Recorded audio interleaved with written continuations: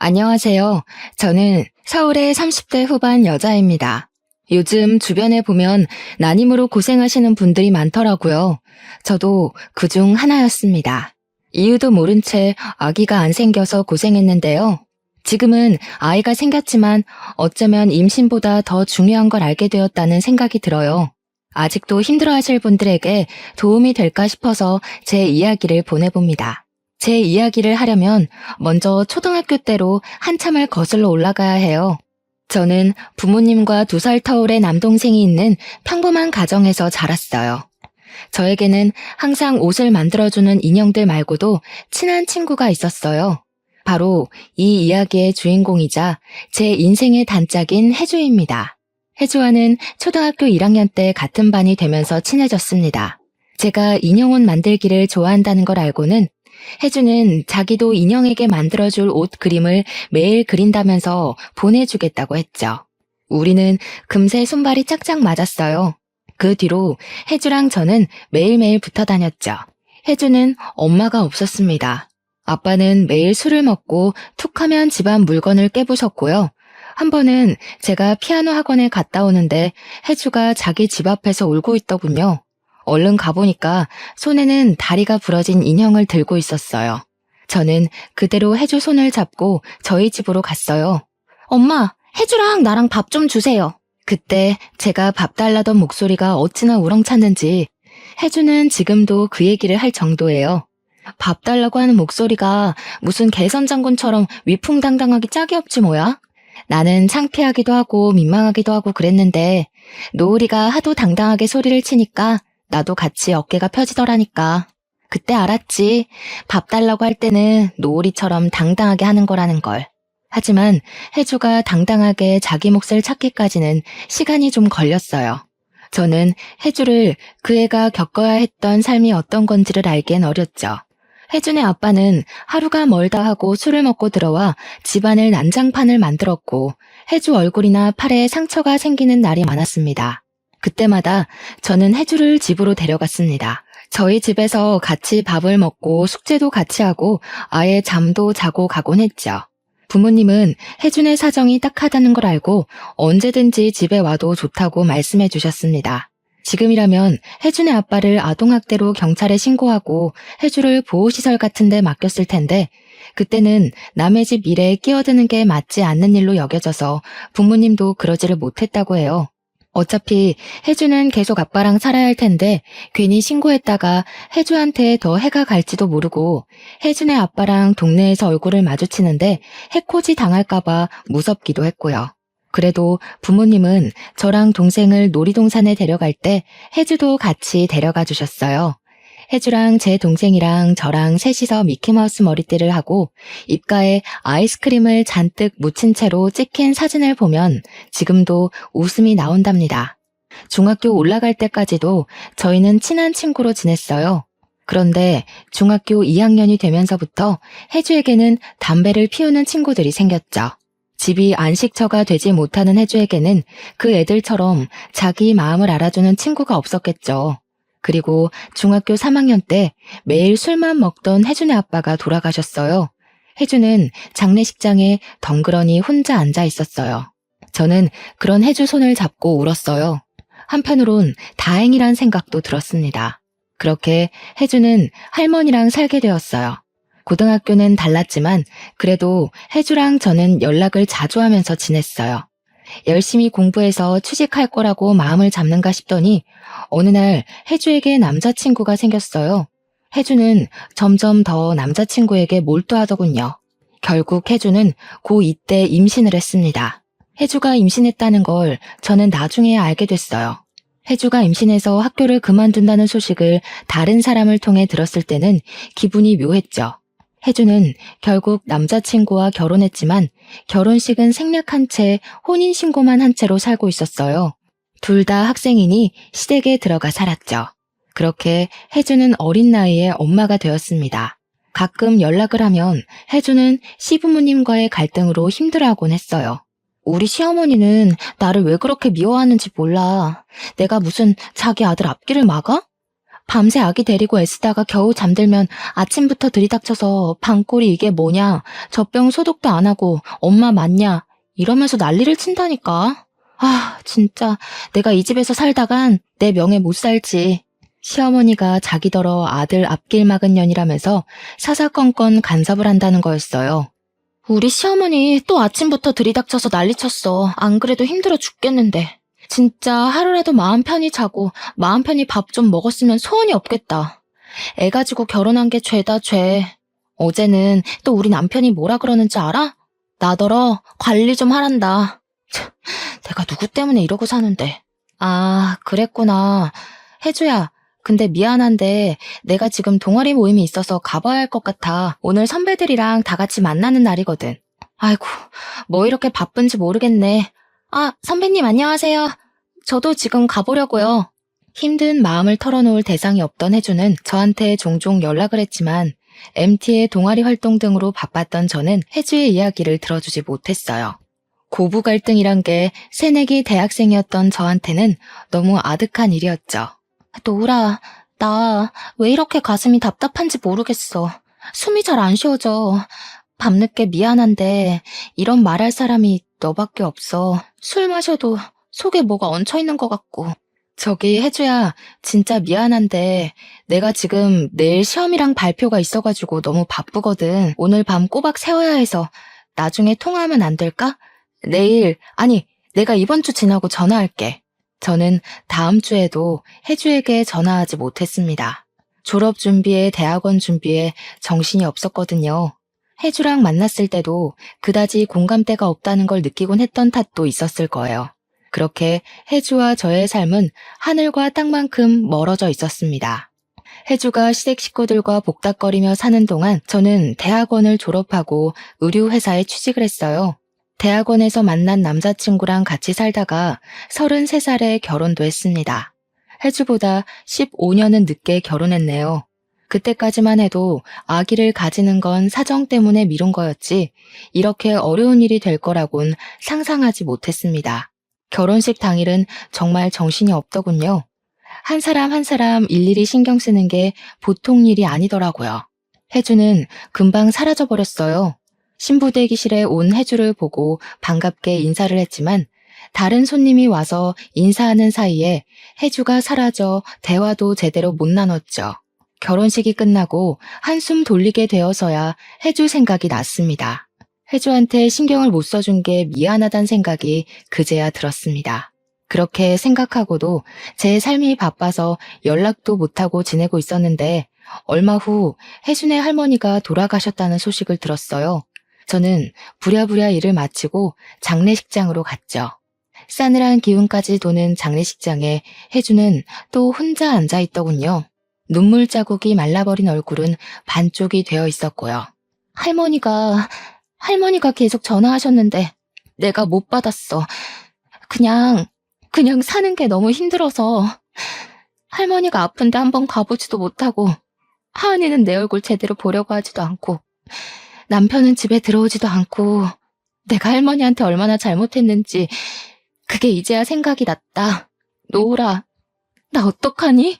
저는 그 자리에서 혜주를 끌어안고 같이 울었습니다. 그날 장례식장에서 혜주랑 밤을 새우며 이런저런 얘기를 나눴어요. 얘기를 들어보니 상황이 더 안 좋더군요. 혜주 딸 하은이는 스트레스 때문인지 어릴 때부터 실어증이 있었는데 여러모로 치료를 받아봤지만 잘 고치지 못했다고 했어요. 혜주는 하은이가 그렇게 된 게 자기가 너무 모자라서 시어머니랑 남편이랑 다투고 애한테 화도 많이 내서 그런 것 같다면서 울었죠. 그리고 설상가상으로 혜주 남편은 1년 전부터 집에 잘 들어오지도 않는다고 했습니다. 핸드폰에 그 여자랑 다정하게 톡 주고받은 게 그대로 있더라고. 내가 얼마나 만만한지 내 눈치를 보지도 않는 거야. 시어머니는 나한테 애망친 년이라고 하더니 이젠 남편 밖으로 돌게 한 년이라고 욕을 해. 뭐가 어디서부터 잘못된 건지 이젠 뭘 해도 흥미도 안 생기고 사람들 만나는 것도 싫고 다 귀찮게 느껴져. 노우라, 진짜 이게 다 내 잘못일까? 이씨, 그게 왜 네 잘못이야. 남편이 바람난 게 마누라 탓이라는 사람이 제일 이상한 거 아니야? 애는 같이 낳아서 같이 키운 건데 왜 항상 모든 걸 네 탓으로 돌리냐고. 네 시어머니 뭐 어떻게 된 거 아니야? 그런 말 듣지 마. 네 잘못 아니야. 네가 다 잘하진 않았어도 네가 자책할 일은 아니라고. 그 주 주말에 저는 당장 혜주가 살고 있는 집에 가봤습니다. 그동안 혜주가 얼마나 힘들었는지 더 느껴지더군요. 그동안 얘기할 데도 없이 얼마나 힘들었어. 얘기할 사람이라고는 나밖에 없는 거 아는데. 그냥 이제는 관심사도 안 맞고 대화가 안 통한다고. 나 사는 것도 바쁘다는 핑계로 너한테 신경 못 써줘서 미안해.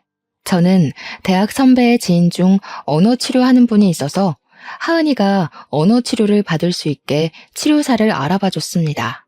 하도 속이 상해서 치료비도 제가 다 내버렸어요.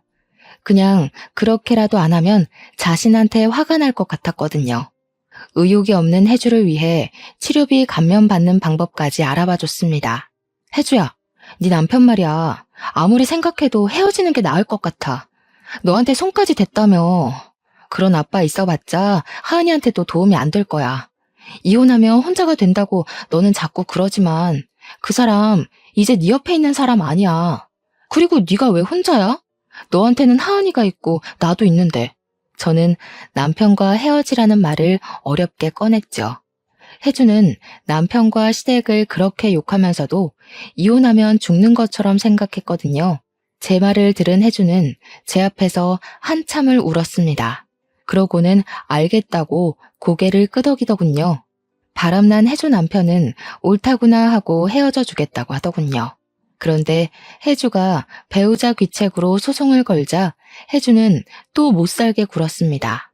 소송 취하를 안 하면 혜주랑 하은이를 가만 안 두겠다나요? 위자료 줄 돈이 없으니 배째라고도 했다는 겁니다. 그 사람 화나면 나한테 손찌검까지 했는데 그러다가 하은이한테까지 해코지하면 어쩌지? 아빠한테 괴롭힘 당하는 거 하은이에게는 절대로 겪게 하고 싶지 않은데. 나 너무 무서워, 노우라. 그냥 이혼하지 말고 사는 게 낫지 않을까? 하은이한테 어떻게 설명해야 할지도 모르겠고 거기서 더 상처받으면 어떡해? 이혼 안 한다고 해결되는 문제가 아닌 것 같아, 혜주야. 아이 가지고 협박까지 하는 사람인데 그런 사람 아빠라고 있어봤자 애한테 좋을 거 하나도 없지 않을까? 지금까지 괴롭힘 당한 걸로 충분한데 또 버틴다고? 하은이가 정말 그런 걸 원할까? 하은이의 치료는 더디게 진행됐습니다. 이혼 소송을 하면서도 혜주는 딸에 대한 죄책감에서 벗어나질 못했어요. 아이한테 상처만 준다면서 대낮부터 술을 마시며 눈물을 흘리기 일쑤였어요. 오죽하면 하은이 엄마 술 좀 그만 마시게 말려달라고 저한테 문자를 보냈을까요? 혜주를 생각하면 마음이 안 됐지만 저는 팩트 공격을 날려야 했습니다. 언제까지 자책만 할 거야? 네가 그럴수록 하은이한테 독이 된다는 거 몰라? 아직 젊은데 갈 데 없다고 한탄만 하지 말고 너 스스로 일어날 방법을 찾아야지. 너 자신을 위해서 노력하란 말이야. 아이 망쳤다고 자책만 하면서 정작 네 인생은 그렇게 방치해둘 거냐고. 네가 일어나야 하은이도 일어나는 거잖아. 내가 뭘 할 수 있겠어. 내가 할 줄 아는 게 뭐가 있다고. 나 공부 안 한 지 몇십 년이나 됐고 머리도 다 굳고 살도 찌고. 혜주 너 꿈이 있었잖아. 미래를 꿈꿀 때가 있었잖아. 우리 아직도 젊어. 살찐 거랑 공부하는 거랑 무슨 상관이야? 우리 이제 34인데 여기서 인생 종칠 거야? 지금도 늦지 않았어. 하은이를 위해서라도 힘내야지. 잔말 말고 내일부터 검정고시 학원 다녀. 너는 내 입장을 모르니까 그렇게 쉽게 말하지. 네가 한 번이라도 나처럼 살아봤어? 나는 아무도 내 편이 돼주는 사람이 없는데 너는 너희 부모님도 무조건 널 응원해주고 네 동생도 네 편만 들어줬잖아. 너는 부모님한테 지원받으면서 공부할 수 있었으니까 그렇게 쉽게 말하는 거야. 답답한 마음에 저도 화가 나서 혜주를 두고 와버렸어요. 혜주 말도 틀린 말은 아니었죠. 그렇지만 어쩌겠어요. 얼마 뒤 혜주로부터 편지가 왔더군요. 노라, 널 생각하면 미안한 마음이 앞선다. 내 일에 그렇게 눈물 흘려주고 자기 일처럼 나서서 도와준 사람 너밖에 없었는데 나는 못난 마음에 너를 질투하곤 했어. 우리 어렸을 때부터 똑같이 패션 디자이너가 되고 싶어 했지. 나는 대학도 못 가고 집에서 육아에 찌들어 있는데 대학생이 되어 옷도 만들고 반짝반짝 빛나는 네가 정말 부러웠어. 못난 나를 용서해 줄래? 네 말대로 내가 내 인생을 방치한 게 맞는 것 같아. 날 위해 화를 내주는 널 위해서라도 이제부터라도 노력할게. 혜주는 검정고시를 공부해 고등학교 졸업 학력을 따고 그 후로 방송통신대학에도 입학했습니다.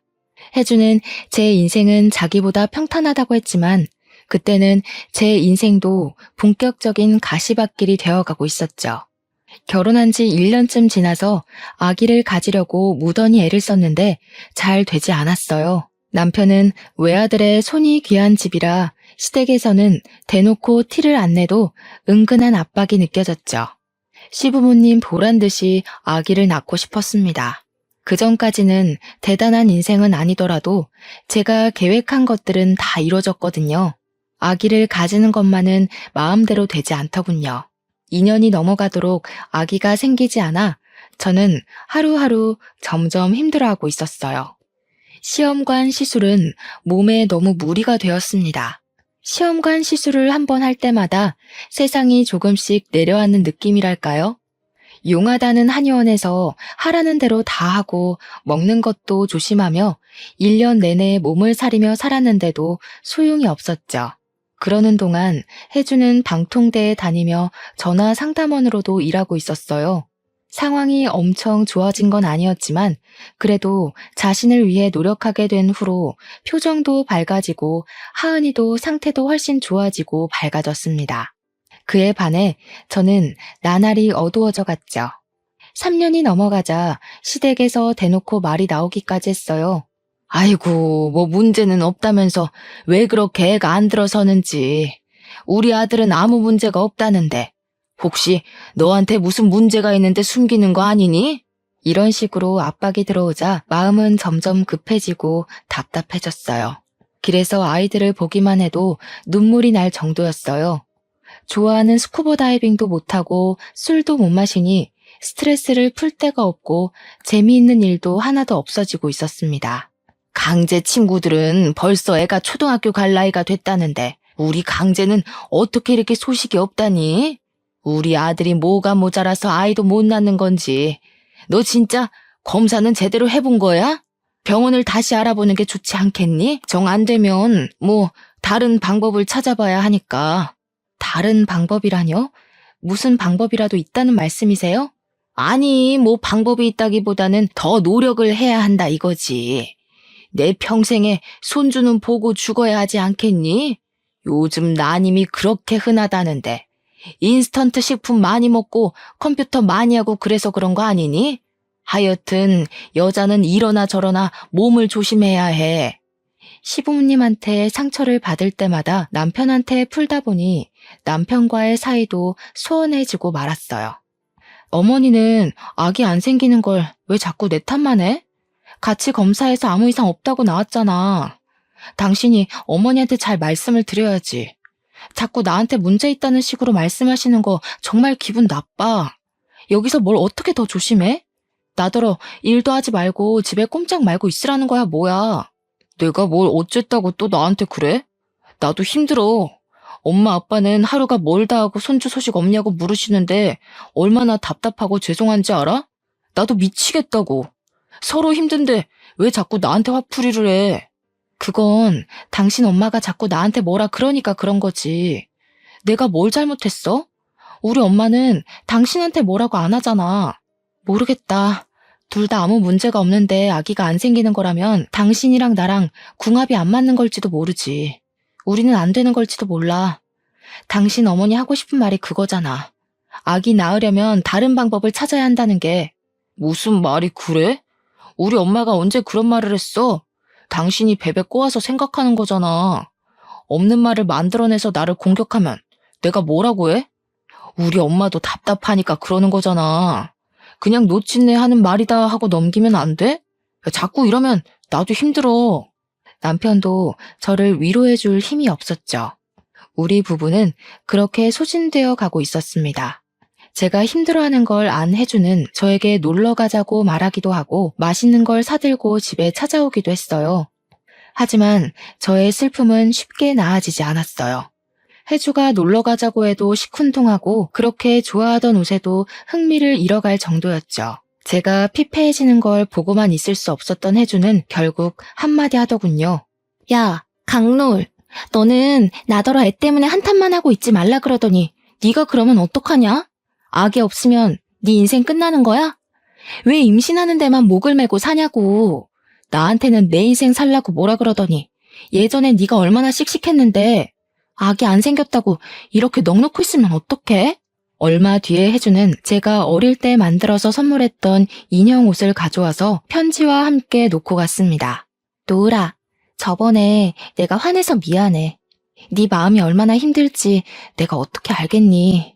나는 기대하지도 않은 아이 키우느라 그렇게 고생했는데 너는 꿈에도 바라는 아기가 안 생겨서 고생이니 이 무슨 신의 장난인지 모르겠다. 어릴 때 네가 이 인형 옷 줬을 때 정말 행복했었지. 그때는 너랑 나랑 같이 뭐든 할 수 있을 것 같았는데 나이 들수록 현실은 그렇지 못하다는 걸 알게 됐지. 그래도 네가 내 곁에 있다는 것만으로도 나는 행복한 사람이란 걸 알았어. 너는 네가 디자이너라기보다 회사의 노예라고 말하곤 하지만 그래도 늘 꿈을 향해 착실하게 달려가는 네가 부러웠고 자랑스러웠어. 너는 너 자신만으로도 너무나 소중하고 값진 사람이야. 아기가 없다는 이유로 그런 너를 잃지 않았으면 하는 마음에 나도 모르게 화를 냈어. 미안하다. 혜주가 주고 간 인형 옷을 만지작거리면서 저는 많이 울었어요. 아기한테 제 손으로 옷을 만들어주고 싶었는데 하지만 혜주 말이 다 맞는다는 걸 인정할 수밖에 없었죠. 그 후 저는 내가 어떤 삶을 살고 싶었는지 다시 생각해 보았습니다. 아기의 정신이 팔려서 생각지 못했던 제가 하고 싶었던 것들이 생각나더군요. 저는 평소에 생각했던 디자인들을 그리기 시작했어요. 어쩌다가 그걸 쇼핑몰을 하던 선배에게 보여줬더니 선배가 바로 자기 쇼핑몰에서 팔아보면 어떻겠냐고 하지 않겠어요? 선배네 쇼핑몰은 떼어다 파는 옷도 팔았지만 선배가 직접 디자인해서 제작한 옷도 팔고 있었거든요. 그렇게 제작부터 판매까지 순식간에 해치웠고 선배네 쇼핑몰뿐만 아니라 제 SNS를 통해서도 주문 제작으로 판매를 시작했습니다. 생각했던 것보다 반응이 훨씬 좋았어요. 주문 제작으로 들어오는 물량이 많아서 회사를 그만둬야 하나 고민해야 할 정도였죠. 무엇보다 제가 성취감을 느끼고 저 자신에 대해 긍정적인 느낌을 받게 되었다는 것이 중요한 일이었어요. 혜주도 방통대를 졸업하고 쇼핑몰을 열었습니다. 혜주가 아이를 키우면서 느꼈던 점들을 반영해 아기 엄마에게 필요한 것들을 파는 쇼핑몰이었어요.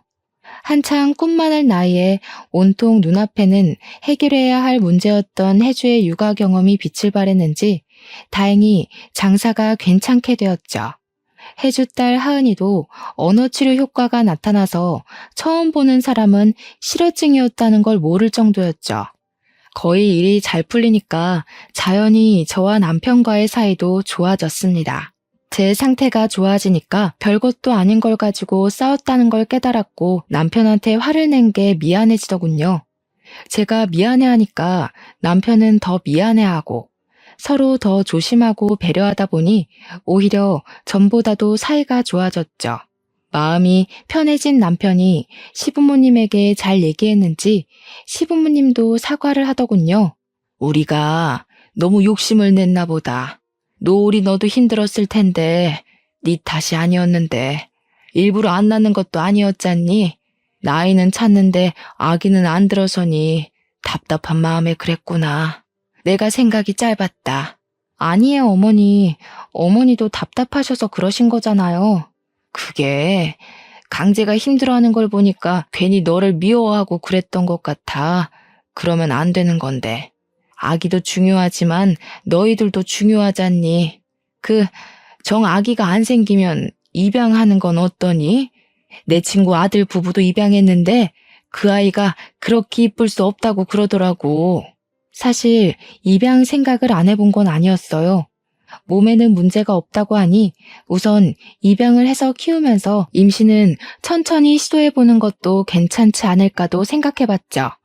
하지만 입양이라는 게 저희 부부에게나 데려올 아이에게나 쉬운 일이 아니잖아요. 어렵게 입양을 결정했는데 혹시나 갑자기 아이가 생기면 어떻게 감당하나 싶었던 거였죠. 혜주에게 그 얘기를 했더니 혜주가 자기만 믿으라고 큰 소리를 치는 게 아니겠어요? 개집애가 무슨 걱정이 그렇게 많아? 그렇게 걱정만 하다가 대체 애는 언제 키우려 그래? 자고로 애는 얼떨결에 키워야 한단 말 못 들어봤어?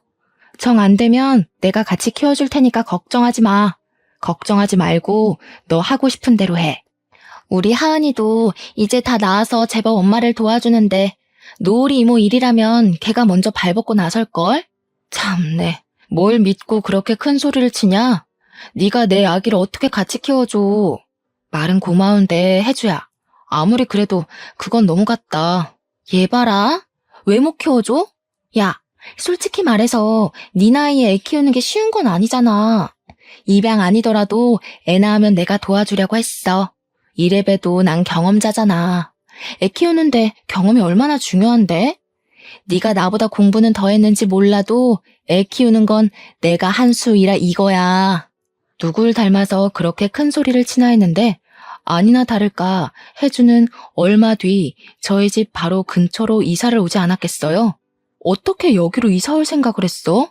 진짜 아기 키워주려고 이사까지 온 거야? 하은이 학교는 어쩌고?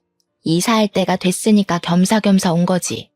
하은이도 이제 놀리는 애들 없는 데서 새로 시작하는 게 어떠냐고 했더니 좋다고 했어. 하은이도 나도 마음 잡고 한번 새롭게 살아보자 이거지. 우리 사무실하고도 가깝고 잘 됐지 뭐. 혜주가 그렇게까지 응원해주는데 더 망설일 수는 없었어요. 등 떠밀리는 꼴이었지만 기분이 나쁘지는 않았답니다. 이삿짐을 풀자마자 저랑 남편, 혜주랑 혜주 딸까지 다 같이 근처 보육원으로 봉사활동을 갔습니다. 마음 편하게 먹으라고 혜주가 강요하다시피 말하는 바람에 정말 그냥 아이들이랑 논다는 기분으로 다녔어요. 물론 쉽지는 않았습니다. 마음의 상처들을 꼭 붙들고 있는 아이들이었으니까요. 우리를 받아들이는가 싶다가도 밀어내는 아이들을 보며 힘들기도 많이 힘들었지만 참 많은 걸 느꼈어요. 그래도 혜주가 방통대를 다니며 청소년 상담 공부를 한 덕을 톡톡히 봤습니다. 노을아, 왜 그러고 쭈그리고 앉아있어? 뭐 힘든 일 있어? 애들이 말을 안 들어서 그래? 애들은 원래 말을 안 듣는 거야. 너무 상심하지 마. 아, 그런 거였냐? 내가 몰랐네. 그냥 애들이 마음을 안 열어주는 걸 보는 게 매번 힘들기는 해. 나는 내 가정 하나 못 만들면서 저 애들한테 손을 내밀 처지가 되는지, 그럴 자격이 되는 건지 그런 생각도 들고. 아이고, 그래가지고 아기 낳으면 어떡하려고? 이러니까 내가 얘를 혼자 둘 수가 있나? 무자식 상팔자라는 말이 괜히 있는 줄 알아? 애들은 원래 속썩이고 힘들게 하는 거라고. 쟤네들은 네 자식이 아니니까 저 정도지 네 자식이면 더 할걸? 그렇게 생각하고 마음 굳게 먹는 게 좋을 거다. 야, 강혜주, 너 어른이구나? 언제 이렇게 컸대? 기특한 녀석 같으니라고. 그러게, 네 말이 맞다. 쉬울 리가 없는데. 그치? 사랑은 주는 것도 받는 것도 참 쉽지 않은 것 같아. 정말 그런 걸 이 나이 되어서야 알게 됐네. 그래, 이 애기도 못 키워본 애송아. 애기 낳으면 내가 시행착오를 줄이도록 가르침을 줄 테니까 딱 기다려. 아니다. 너무 기다리면 안 되지. 기다리지는 말고 기대만 해, 기대만. 보육원에 다니다 보니 세상에는 도움이 필요한 사람이 많다는 것이 눈에 들어왔어요. 혜주 딸 하은이도 자기 도움이 필요한 아이들을 돌봐주면서 오히려 자기가 마음의 치유를 받는다는 걸 느낄 수 있었어요. 아무리 마음을 편하게 먹는다 해도 아이를 입양하려고 보육원 봉사를 하게 된 거였지만 저희는 특이하게도 어린아이나 아가들보다는 좀 나이가 있는 이제는 입양 가능성이 거의 없는 아이들에게 마음이 갔어요. 그 아이들을 보고 있자면 그 나이대의 혜주가 떠올랐습니다. 질풍노도의 시기를 겪고 있는 10대 아이들은 누군가의 절대적인 지지와 사랑이 필요하죠. 아이들의 이야기를 들어주고 같이 나들이도 나가며 아이들과 조금씩 가까워졌어요. 어린 시절 어려운 형편에도 동생과 저 그리고 해주까지 전시회며 박물관에 데려가 주신 엄마 아빠의 정성도 생각이 나더군요. 아이들을 다 책임질 수 있는 게 아니기 때문에 너무 급하게 가까워지지는 않으려고 했습니다. 아이들과 함께 시간을 보내는 것만으로도 위안이 되었어요. 봉사 아닌 봉사를 하며 아이를 키운다는 것에 대해 생각할 기회도 가졌습니다. 아이는 잘 키우려고 낳는 게 아니라 사랑하려고 낳는 거라는 말이 있더라고요. 어쩌면 사랑하는 법을 더 배우라고 우리에게 아이가 늦게 오는지도 모르겠다는 생각을 했습니다. 고민 끝에 저희는 한 아이의 부모가 되기보다 보육원 아이들을 널리 아우르는 후견인이 되기로 했습니다. 입양에 대해, 양육에 대해 진지하게 고민해 본 끝에 내린 결론이었죠. 당신 진짜 괜찮겠어? 아무리 그래도 우리 아이 데려오려고 시작한 일인데. 당신 아들 하나 딸 하나 키우고 싶다고 했잖아. 지금이라도 적극적으로 입양 준비하는 게 낫지 않을까? 나는 괜찮아. 노우라, 우리 아기 때문에 얼마나 힘들었니? 그래서 우리가 아기를 왜 가지려고 했는지 생각을 해봤잖아. 너랑 나 닮은 아이를 갖고 싶었던 거고, 아이가 커가는 모습을 보며 기쁨을 느끼고 싶었고, 부모님께도 혈육의 즐거움을 드리고 싶었지. 거기 있는 아이들 다 똑같이 사랑이 필요한 아이들인데 한 아이만 골라 데려온다는 게 도저히 납득이 안 될 것 같아. 그렇지만 어머님 아버님도 아직 기다리시는 눈치던데. 엄마 아빠랑도 얘기해봤어. 우리 얘기 듣더니 두 분도 가끔 와서 봉사하고 싶으시다고. 이러다 두 분이 입양하는 거 아닌가 모르겠다. 우리 마음 급하게 먹지 말고 사랑이 필요한 곳에 사랑을 주는 거라고 생각하자. 2년이 된다면 우리에게 아이가 올 거고 그게 아니라도 행복하잖아. 제 남편이랑 저도 아직 30대 중반이었지만 젊기 때문에 아이들과 더 가까워질 수 있었어요. 저는 주문 제작 받던 옷이 잘 팔려서 결국 회사를 그만두고 저만의 브랜드를 론칭하게 되었어요.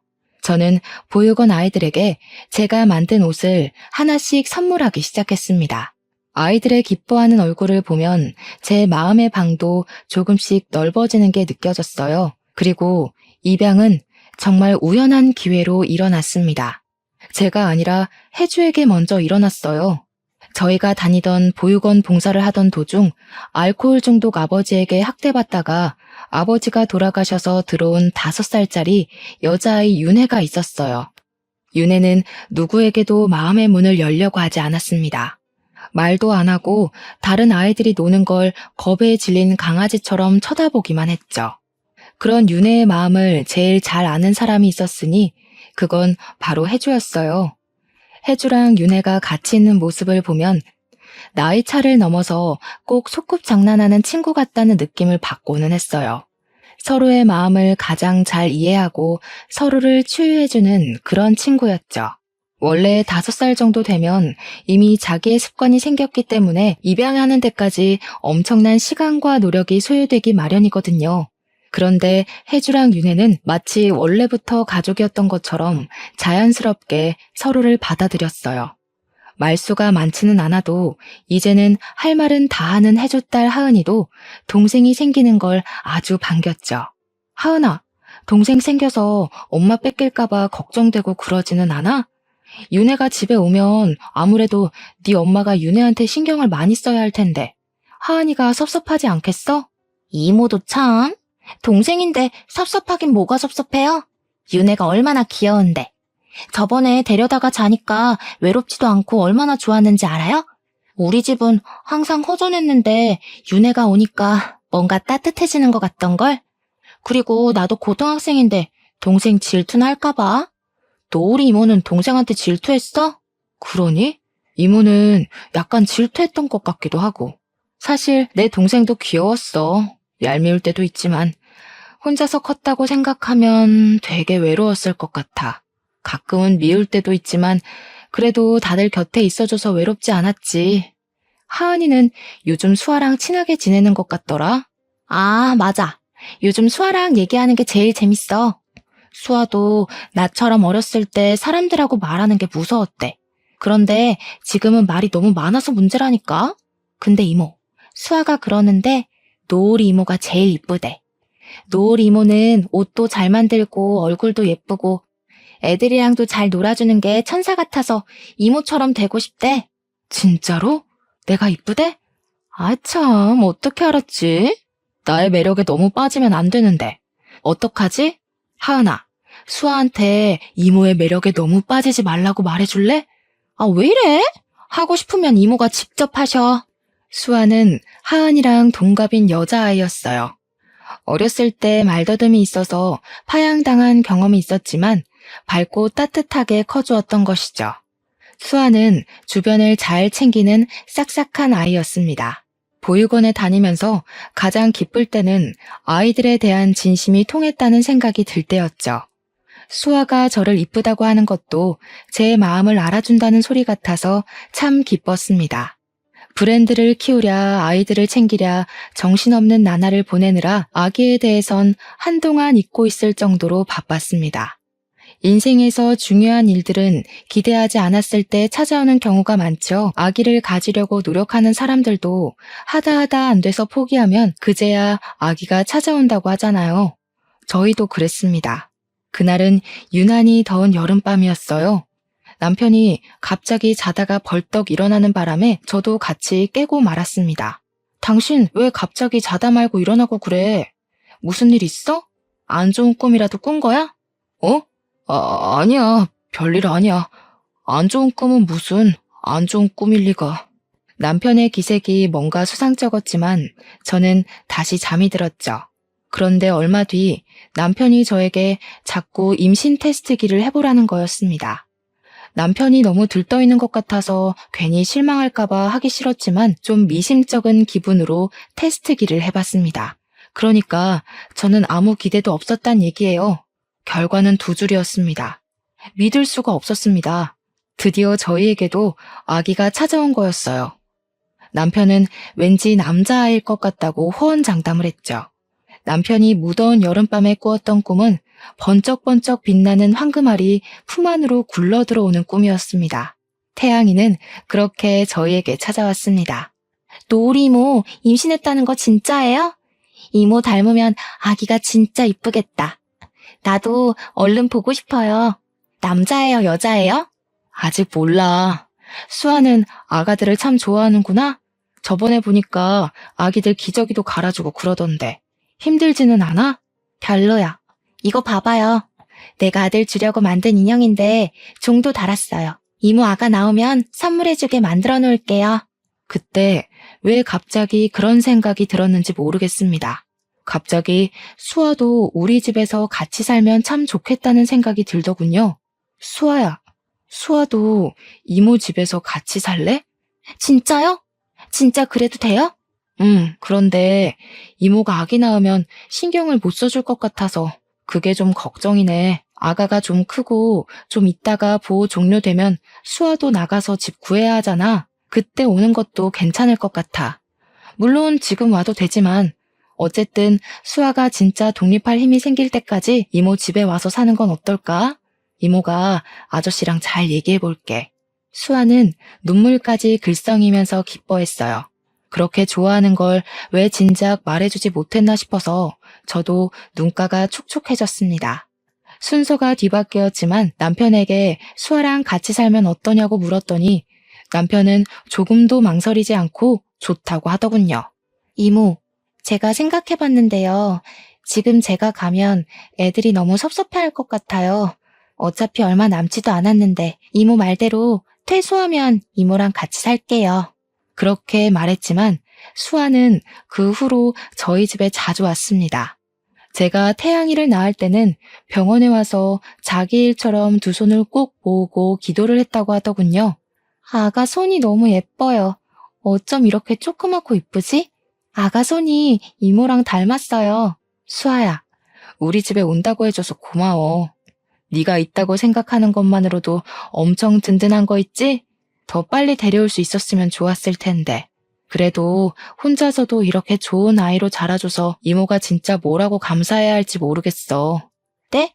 입양 간다고 하면 다들 양부모님한테 감사하라고 그런다던데. 왜 이모가 고마워요? 입양 간 애들 말 들어보면 막 주변에서 귀에 못이 박히게 듣는데요. 나중에 효도하라고. 뭐, 제가 고맙죠. 누가 이렇게 큰애를 받아줘요? 이모랑 아저씨가 천사인 거지. 아니야. 사람들이 몰라서 그래. 다 커서 와주는데 우리가 고마운 거지. 너랑 나는 다른 집들처럼 서로 부딪히는 부분도 별로 없잖아. 앞으로 더 지내봐야겠지만 나는 네가 내 딸 같기도 하고 동생 같기도 하고 어쩔 때는 언니 같기도 하고 그래. 네가 우리 가족이 되어준다니까 엄청 좋은 선물을 받은 느낌이야.